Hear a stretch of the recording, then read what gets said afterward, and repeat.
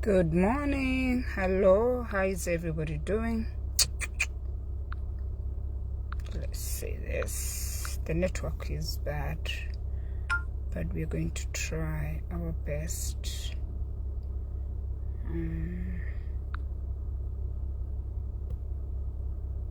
Okay. So if you find me for the first time, my name is Penny. Welcome to my page. I cleared my vision already, so I know where I'm going with this.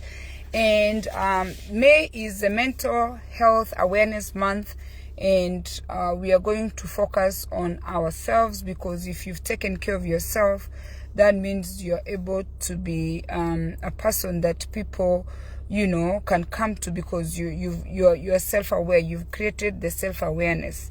So yeah, bear with me, the network is not too good, but we are going to work with what we have. I hope we can. Okay, Paris, you can hear me. So today we are going to move into the next discussion, where we are talking about ourselves again. Is there a reason why you've really never taken care of yourself? Think about it. Why do we always feel that we are not deserving? We are not deserving to be treated well, like even yourself. You find yourself treating everybody else, doing everything else for everybody but yourself. Have you ever asked yourself, do you feel like you don't deserve to take care of yourself? Okay. And have you ever asked yourself, are you worth of that love? Ask yourself, the love that you give other people, the love that you give your children, the love that you give your friends, the love that you give your parents, do you ever reflect and ask yourself if you deserve this kind of love? Do you feel like other people deserve it more than you do, because you are the one giving? Whatever you're giving, you're not giving to yourself. Why do you think that it is not okay for you to do the same thing? You go to work, you earn money. Before you do anything else, you make sure everybody is fine for yourself. You never prioritize yourself. You're always putting yourself last. Do you know that your body is the temple of the Holy Spirit? You're supposed to take care of it. So I told you yesterday, you need to have your pen and your paper, and we are going to start taking notes. Where is my pencil? Oh, what happened to my pencil? Oh, my pencil is here. I have a pencil. I'm using a pencil. We are going to start taking notes. So ask yourself, why do you sometimes feel unworthy of self-care? Why do you sometimes feel unworthy of self-care? Why do you think that, you know what, I don't need the care. I don't need to do my hair. I don't need to brush my teeth. I don't need to see a doctor. I don't need to buy new clothes. I don't need a nice house. Why do you think that you prioritize other people and you are not worth? Okay? How does focusing on God and deep and unconditional love for you help you feel more deserving of love from yourself? Okay? How does focusing on God's deep and unconditional love for you help you feel more deserving of your love? El Perfect, good morning. Okay? You're deserving. You're deserving to love yourself. You're deserving to wake up in the morning and prepare breakfast for yourself.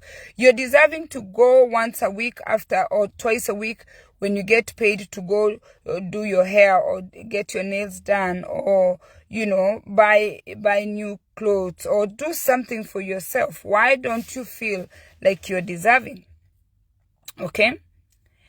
Write those things down that you think you deserve. What do you think that you deserve that you've not been giving yourself? And then the next discussion is overindulging. Overindulging is when you do something like extreme. You don't have a balance. Okay? Now, I was talking to my husband this morning, and I was just wanted to find out on the self-care where I stand, because I'm literally like into myself. I just make sure I'm okay, and I feel I need to be okay before anybody else is okay. And when you go overboard, you become selfish, where you're self-centered. It's all about you. So on a scale of 1 to 10, I'm not on a 5. I'm over 5. when it comes to self-care. I'm probably 8/10. When I'm 8/10 in self-care, to a lot of people, if they are putting a number on me, I'm going to fall in the group of selfish people. And that's overindulging. Like almost everything is like going to revolve around you. So when they're talking about overindulging, ask yourself, when it comes to food, when it comes to alcohol, when it comes to gossip, when it comes to sleeping, when it comes to laziness, when it comes to, cleaning, you're upset, you have OCD, obsessive compulsive disorder, you're cleaning too much, or you're dirty too much, okay? Or when it comes to alcohol, you drink too much, you're throwing up everywhere, you drink and you're falling, you don't even remember what happened. So we are talking about overindulging. Is there anything you've been overindulging lately? Write that down. Ask yourself that question. Is there anything you have been overindulging lately? What is it the one thing that you're doing too much of it? And when I talk about doing too much of it, you don't have a balance. If you're getting a 1/10, you're scoring a 8, you're scoring a 9. There is no 5, because 5 is a half and half, meaning you're not really too much on this side and you're not too much on this side, okay? Yobesh, good afternoon. What do you find yourself reaching for automatically when you get stressed, when you get upset, or when you get angry? Whatever you do, is it good for you? For me, it is food. I overindulge when it comes to food. When you get upset, when you get angry, when you feel stressed, what is that one thing that you are overindulging to deal with the stress? And then ask yourself, is that thing good for you? And then the next one is to be kind to yourself. You need to be kind to yourself. Ask yourself, do I feel loved? Do you feel loved? Okay? How do you feel? Do you feel like people love you? All right. Do you feel valued? Do you feel valued? Like, how do you feel? Am I a valued person in the society? Am I worth anything? What is your worth? Do you feel like you're worth something? All right. And I'm going to tell you a story before we go to the next point. Yesterday, I was talking to my friend and I was telling her, 2 of my friends and even my husband, the 3 people I talked to, about a potter. If you've never been to a pottery barn, like where they make the pots, you need to visit one. Find one in your local area and see what the potters do. The potters, the people who mold the pots, they are very, very careful. A potter is a very, very careful person. From the beginning of shaping the pot to putting it somewhere to dry, then to put it in a place where they burn it until you see the finished product. So what they do, in their mindset, they are very much aware. And when I was speaking to my friend, I told my friend the reason why we have all the problems we have in society is because when our parents raise us, they're like potters. Our parents hold us like this. Remember when you bring a baby from the hospital, when people come to visit the baby, we pass the baby gently. We make sure the baby is held. It's very rare that a baby is dropped. I don't remember dropping any of my babies. I raised these children the way a potter shapes the pot until you find a finished product. And when the potter finishes doing this pot, they put them in a shop, like a Walmart or whatever, and you go and buy the pots. Once you buy that pot and you take that pot home, not everybody is handling that pot with care the way the potter was handling that pot when they were creating it from the beginning, because it's clay. Once it falls, it's broken. That's it. So you find that when you were raised, you find yourself that when you were raised, your parents loved you. Your parents valued you. Your parents had worth for you. When you turn 18 and you go into the real world, you find that people out here are not looking at you as the pot that the parents created. They're not holding you the way we hold the baby. Good morning, Mary Daddy. They are not handling you with care. And we are expecting people to handle us with care. But you know what? Before people handle us with care, we need to feel loved. We need to feel valued. We need to feel worth. I know for me, I can speak for me, that I realized that my dad, hold on, move. I was saying, for me, I realized at a young age, I don't remember what age, that I was my dad's special pot. My dad held his children highly. My dad held us like, oh my goodness, like we know that we were loved. So when any man came to marry my sisters, my dad was very intentional to tell the people that were taking these girls that I value these girls. If you don't like them, bring them back. God bless his soul. I learned at a young age that I was loved. I learned at a young age that I was worth. I learned at a young age that I was valued. So you cannot expect people to love you, people to value you, to people to put something worth, to put a price tag on you when you can't do it yourself. So let's move to the next one. What are the phrases of affirmation that you speak to yourself? When you talk to yourself, what are those phrases when you're just in your own zone? What are the phrases that you... I'm great. Write those phrases, down. I can do it. I got this. I am beautiful. I'm hardworking. Because your parents did it for you until you are 18. Your parents love...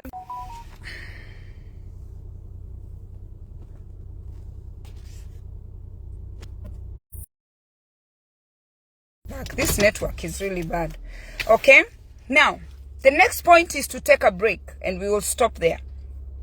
All right? Now, you taking a day off and sitting in front of your TV is not taking a break. You taking a day off and getting on your social media platforms is not taking a break. You need to take a break. Let me tell you here what this writer said. Okay? Getting enough sleep is important, but it is also vital that you learn into restoration during your resting time. You can't pour from an empty cup. So caring for yourself means filling your cup with enough rest. Make time to exercise. You can make time to read. You can make time to listen to music. You can make time to garden. Make time where you're disconnecting from everyone and just take a walk. People underestimate the power of walking.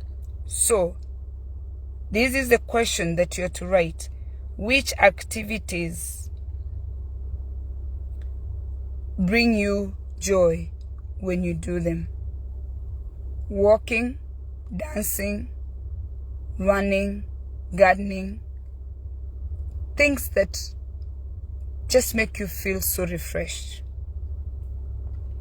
When you do those activities, do you feel self-love? The question is, when you do those activities, do you feel self-love? If you don't, write down the activities that you think that can bring you joy. Some of you don't even know your favorite colors. Some of you don't even know your favorite way of dressing. Some of you don't even know what you like. What's your favorite food? If I asked you, what's that favorite food? Some of you don't know. So find those things and write them down. And today I want you to remember, if there is anything you're going to remember in this talk that I had today, remember the potter. When the potter makes the pot, where they make them, they handle them with care. When a mother gives birth to a child, they handle the child with care. We handle our children with care until they turn 18 and we release them to the world. The potter handles the pot with care until a shop comes and buys these pots and put them in a shop to go and sell them. Not everyone who's going to take your daughter is going to handle her with care. Not everyone who's going to take your son is going to handle your son with care. Not everybody who's going to buy a pot is going to handle that pot with care.